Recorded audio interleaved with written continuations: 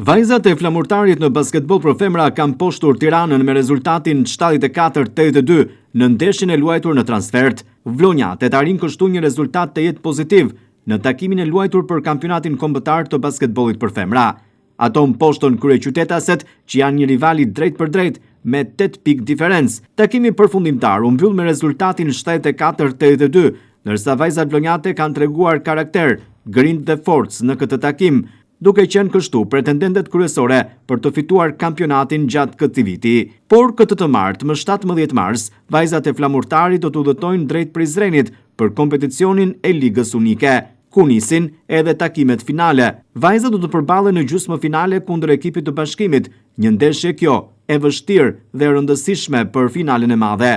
Takimi do të luhet më 17 mars në orën 19:30 në Pallatin e Sportit Sezai Suroi, ndërsa vajzat vlonjate do të kërkojnë kështu të fitojnë këtë ndeshje për ta nisur mbar rrugëtimin drejt finaleve të Ligës Unike.